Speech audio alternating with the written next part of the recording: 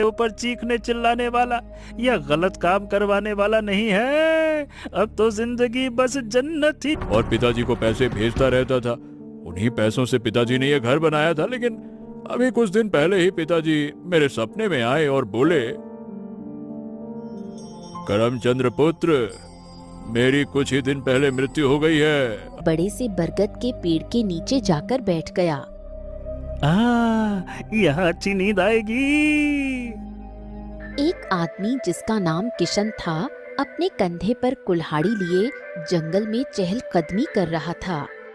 हाँ, आज तो मुझे कम से कम 4 धड़ी लकड़ियां काटनी होंगी, तब जाकर घर में चूल्हा जलेगा और घर के हालात ठीक होंगे। उसकी आवाज सुनकर गधा नींद से जागा। अरे, एक मनुष्य मुसीबत में, यहाँ कैसे? उसने किशन को पेड़ पर चढ़े हुए देखा।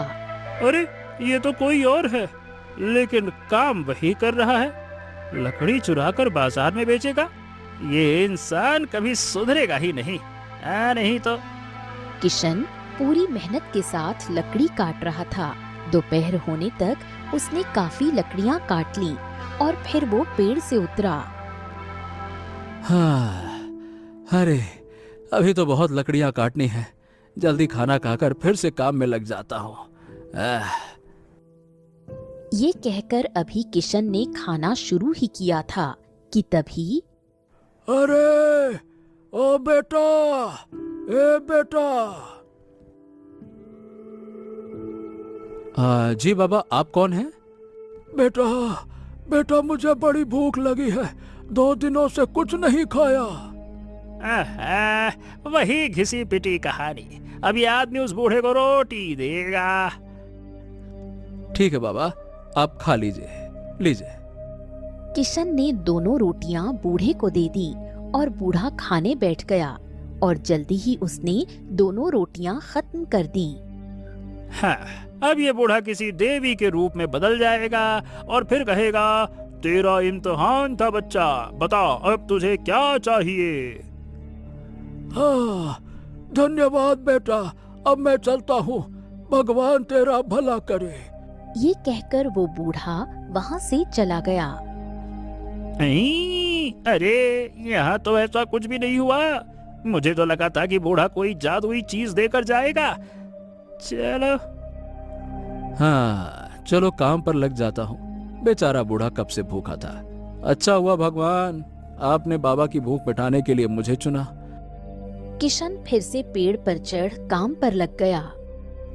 अरे भाई, क्या सच में इंसान है या फिर कुछ और है? जो मेरा मालिक था वो तो बस अपना ही गल्ला भरना जारी रखता था, किसी के बारे में नहीं सोचता था। और एक ये है जो खुद भूखा रहकर दूसरों को खाना खिला रिया है। वाह यार वाह, क्या बात है गुरु। गधा अब फिर से सो गया और किशन थोड़ी और लकड़ियां काटकर बाजार में बेचने निकल पड़ा। किशन मंडी में एक जगह देखकर बैठ गया। हाँ, लकड़ियाँ ले लो भाई, लकड़ियाँ ले लो। बढ़िया ताजी ताजी सूखी सूखी बहुत मस्त लकड़ियाँ, अच्छी जलेंगी। अरे ओ भाई, ये लड़कियां कैसे बेच रहे हो? ये सुनकर आसपास के लोगों के कान खड़े हो गए। अरे क्या कहा? लड़कियाँ बिक रही हैं? कहाँ बिक रही हैं? हाँ, अब मुझे तो बताओ, मेरी तो शादी भी नहीं हुई, मैं अभी ले लूंगा। अरे भाई क्या बात करो, मैं कब लड़कियाँ बेच रहा हूँ? अरे मेरी जुबान फिसल गई। अब ये बताओ, लकड़ियां कैसे दी? अरे जी पागल आदमी है, मुझे लगा लड़कियाँ बेच रही हैं। अभी खरीद लेता, एक मेरे लिए और दूसरा मेरे भाई के लिए। अरे गजब करते हो भैया, लड़कियाँ कौन बेचेगा भैया? ये जो लकड़ियाँ हैं, ये साहब एक धड़ी 200 रुपए की। ठीक है भाई, 2 धड़ी दे दो, लाओ। किशन ने इसी तरह से कुछ ही देर में अपनी सारी लकड़ियां बेच दी और फिर थोड़ा राशन लेकर घर पहुंचा। उसके परिवार में उसकी बीवी मोहिनी और एक छोटा भाई अरविंद थे, लेकिन इनके पिता पिछले 2 साल से लापता थे। अजी आ गया। मोहनी, ये लो सब्जी बना लेना और ये पैसे भी रख लो। हाँ, इनसे घर में थोड़ा राशन भर लेना। शुक्र है ऊपर वाले का। आप हाथ मुंह धो लीजिए, इतने में खाना बना लेती हूँ। भैया वैसे आज क्या बनवा रहे हैं आप? अरविंद, जो बनेगा खा लेना। ये बताओ, तुमको तुम्हारी तनख्वाह कब मिल रही है? पिछले 1 महीने से तुम काम पर जा रहे हो और घर में फिर भी खाली हाथ घुसते हो। अब भाभी, वो मेरा 1 महीना तो हो गया, लेकिन तनख्वाह 10 दिन चढ़ा कर मिलेगी। इन्हें पता लग गया कि मैं कोई काम नहीं करता और दिन भर अपने दोस्तों के साथ घूमता फिरता हूँ, तो ये तो मेरा खाना पीना सब बंद कर देंगे। अगर कल रात तुम पैसे लेकर घर नहीं आए तो तुम्हारे लाला से मैं खुद बात करने जाऊंगी। अरे बाप रे, अब तो कोई चक्कर चलाना ही पड़ेगा। मेरा तो कोई लाला है ही नहीं, तो बात किससे करेंगी? मोहिनी ने खाना तैयार किया और सभी ने एक साथ बैठकर खाया। अगले दिन फिर से किशन कुल्हाड़ी लिए काम पर निकल गया और अरविंद भी रोज की तरह टिफिन लेकर घर से निकला।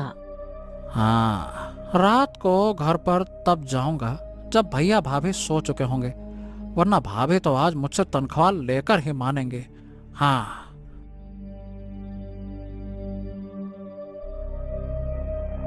किशन ने आज भी लकड़ियां काटी और उन्हें बाजार में बेचकर पैसे कमाए।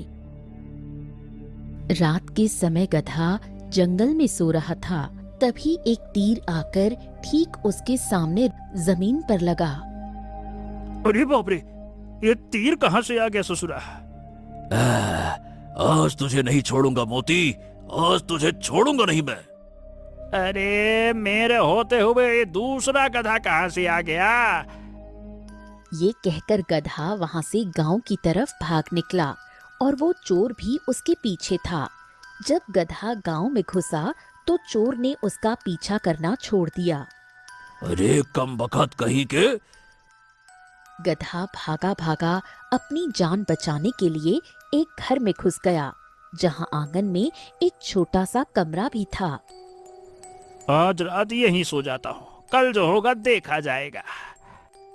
गधा उसी कमरे में एक कोने में जाकर सो गया।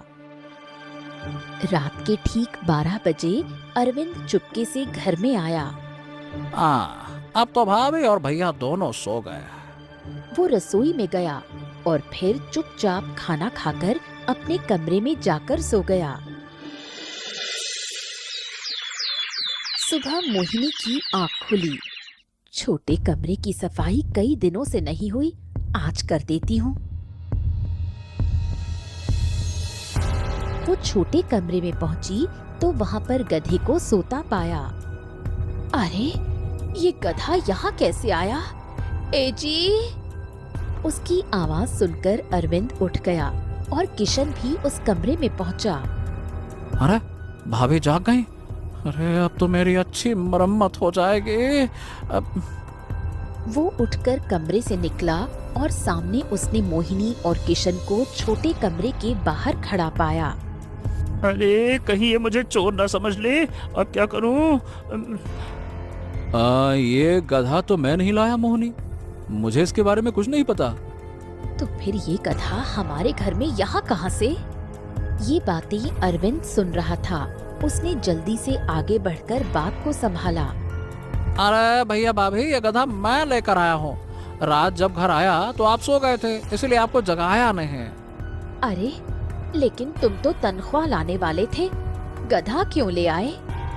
मेरा लाला मुझे पैसे दे नहीं रहा था, तो मैंने कहा कि मुझे अब यहाँ काम ही नहीं करना। मैंने सोचा कि भैया सर पर लकड़ियाँ रखकर मंडी में बेचने जाते हैं, वो पैसे दे नहीं रहा था, तो मैं उन पैसों के बदले उसका ये गधा लेकर आ गया। अरविंद, तुम तो अपने भैया के बारे में कितना सोचते हो। हाँ, अब भैया को लकड़ी काट कर सर पर रखकर मंडी नहीं ले जाना होगा, अब तो इस गधे पर रखकर आराम से ले जा सकते हैं। अरे बेटा वाह, तू तो बड़ा चालाक निकला रे। मैं यहाँ छिप कर बैठा था और ये बोल रहा है कि मुझे खरीद कर लाया है, वाह वसूली करके लाया है। खैर, वो चोर मेरी तलाश में गांव में घूम रहा होगा, अगर मैं इनके सामने बोल पड़ा और सच बता दिया तो ये तो इसे घर से निकालेंगे ही, मुझे भी निकाल देंगे। इससे अच्छा है जो हो रिया है उसे होने दो। चलो जी, आज आप इस गधे को साथ लेकर जाइए। अब आपको उतनी मेहनत नहीं करनी पड़ेगी। इन तीनों ने नाश्ता किया और फिर किशन गधे को लेकर घर से निकला। अरविंद, आज मैं तुम्हारे लिए खीर बनाऊंगी। इस तरफ किशन गधे को लिए जंगल पहुंचा और फिर लकड़ियां काटने लगा। यार, मैं तो फिर से गुलाम बन के रह गया। समझ नहीं आ रहा कि मैं फायदे में हूँ या नुकसान में। किशन मेहनत से काम करता रहा और गधा वहीं बैठा उसे देखता रहा। बाप रे बाप, आज तो बहुत गर्मी है। प्यास लग रही है, थोड़ा पानी पी लेता हूँ। किशन गधे को लेकर तालाब पर पहुंचा। लो मित्र, तुम भी पानी पी लो, मैं भी पी लेता हूँ। वाह, ये मालिक तो बहुत अच्छा है। मेरे बारे में कितना सोचता है। गधा पानी पीने लगा और किशन ने भी अपनी लुटिया तालाब में डुबोई और उसमें पानी भरकर निकाला। हाँ, वाह, कितना बढ़िया शीतल पानी है। किशन और गधा अभी पानी ही पी रहे थे कि तभी एक लुटिया तालाब से निकल किनारे पर आ गिरी, जिसे देखकर गधा और किशन दोनों ही हैरान रह गए। अरे, ये तो एक लुटिया के दो हो गए। गधे को बोलता देख किशन चौंक पड़ा। अरे, तुम बोल सकते हो? अरे वो मैं गधा भी अब बौखला गया था। हाँ, मैं बोल सकता हूँ, लेकिन ये बात छुपाना चाहता था। लेकिन इतना बड़ा चमत्कार होते देखकर मैं कैसे चुप रह सकता। लेकिन तुम बोल कैसे सकते हो? ये तो बड़ी अजीब बात है। मतलब तुम कैसे बोल सकते हो भाई? अरे, मेरे बोलने को छोड़ो प्रभु महाराज, पहले ये सोचो कि इस तालाब से तुम्हारी लुटिया की जैसे ही दूसरी लुटिया कैसे बाहर आ गई। अरे, ना तो ये लुटिया की बात समझ में आ रही, ना तो तुम्हारा बोलना समझ में आ रहा है। दोनों ही मेरे लिए चमत्कार है, क्या बताऊं। किशन, लगता है मुझे कुछ समझ में आ रही है। तुम एक लकड़ी उठाकर लाओ और इस तालाब में डालो। क्या बात कर रहे हो? उससे क्या होगा? ये मेरे भाई, डाल कर तो देखो। किशन एक लकड़ी लेकर तालाब पर आया और उसने उसे तालाब में डाल दिया। तभी वो लकड़ी डूब गई। मेरी मेहनत से काटी गई लकड़ी को डुबोकर तुमको क्या मिल गया, बताओ? तभी तालाब के पानी में हलचल हुई और उसके अंदर से दो लकड़ियां निकलकर किनारे पर आ गईं। अरे बाप रे, ये क्या? आहा, वाह, ये वही तालाब है जिसकी कहानी मैंने बचपन में सुनी थी मेरी दादी से। क्या गधों की दादियां भी कहानियां सुनाती है? अरे भाई, हमारी दादियां क्या बूढ़ी नहीं होती हैं क्या? मेरी दादी की कहानियों के हिसाब से ये एक ऐसा जादुई तालाब है जिसके अंदर कुछ भी डालोगे तो वो डबल होकर बाहर आएगा। अरे वाह, ये तो बहुत अच्छी बात है भाई। हाँ, अब तुम इस तालाब के जरिए अपनी परेशानी दूर कर सकते हो।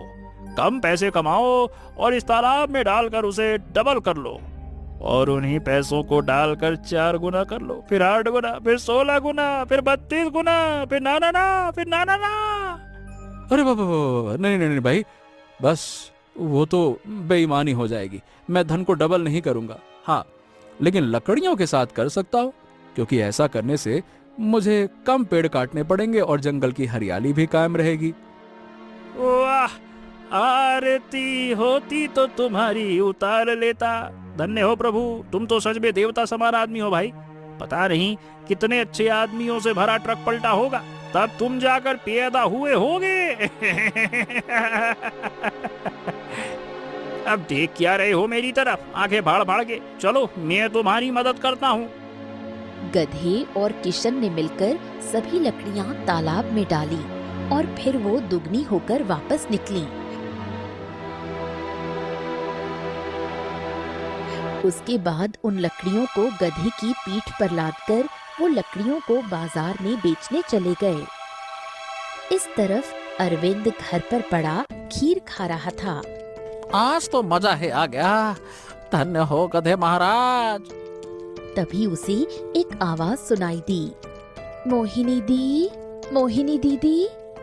ये सुनकर उसने दरवाजे की तरफ देखा तो वहाँ एक सुंदर सी लड़की खड़ी थी। अरे वाह, क्या हसीना है। जी कहिए, कौन है आप? तभी मोहिनी भी रसोई से निकल वहाँ आ गई। अरे इशिता, आओ, अंदर आओ। हाँ इशिता, अंदर आओ अंदर आओ। इसे अपना ही होने वाला घर समझो। होने वाला घर? क्या मतलब है आपका? अरे वो, अगर तुम्हारी शादी मुझसे हो गई तो तुम इस घर की मालकिन बन जाओगी ना, तो उस हिसाब से ये हुआ ना तुम्हारा होने वाला घर। ये सुनकर मोहिनी सन्न रह गई और इशिता झुंझला उठी। बेवकूफ, कभी आईने में अपनी शक्ल देखी है? बड़ा आया मुझसे शादी करने। उसने अरविंद के मुंह पर एक थप्पड़ रसीद किया और वहाँ से चली गई। अरविंद, ये क्या बदतमीजी है, अब खा लिया ना थप्पड़। भाभी, उसने थप्पड़ थोड़ी ना मारा है, वो तो थप्पड़ मारने के बहाने मेरे गाल पर अपने प्यार की निशानी देकर गई है। हे भगवान, इसका कुछ नहीं हो सकता। अरविंद उसी समय घर से निकला और इशिता के पीछे हो लिया। अरे, ये तो पीछे ही पड़ गया, इससे पीछा कैसे छुड़ाऊं? इसी तरह पीछा करते हुए अरविंद उसके घर पहुंचा। पिताजी, मैं आ गई। अरे तू तो आ गया, ये टीवी ठीक करने वाला अभी तक नहीं आया। कब से बैठा हूँ, आएगा और ठीक करेगा, क्रिकेट मैच शुरू होने वाला है। ये सुनकर अरविंद को आइडिया आ गया। वो झट से घर के अंदर घुस गया। नमस्ते अंकल, मैं आ गया। माफ करना, थोड़ा सा आने में देर हो गई। अभी मैं आपका टीवी ठीक कर दूंगा, रुकिए। ये चिपकू यहाँ भी घुस आया। हाँ ठीक है बेटा, जल्दी से टीवी ठीक कर। अरविंद ने कैंची उठाकर टीवी का तार काट दिया और बोला, हाँ, प्लग खराब हो गया है। लाइए, आपके पास पेचकस और प्लास हो तो दीजिए। अरे कैसे मिस्त्री हो तुम, वो तो तुम्हें साथ लेकर आना चाहिए था ना। अरे अंकल, मेरे काम करने का तरीका यही है, पेचकस और पिलास तो आपको लेकर आने होंगे। इतने में मैं यहाँ बैठता हूँ आराम से, आप बाजार से जाकर ले आइए। तभी इशिता ने टीवी का तार बिजली के बोर्ड में लगा दिया। अरविंद को बिजली ने पकड़ लिया। उसके बाल खड़े हो गए, आंखें काली हो गईं और कानों से धुआं निकलने लगा। उसे देखकर इशिता और उसके पिता ठहाके लगाकर हंस पड़े। अरे बाप रे बाप।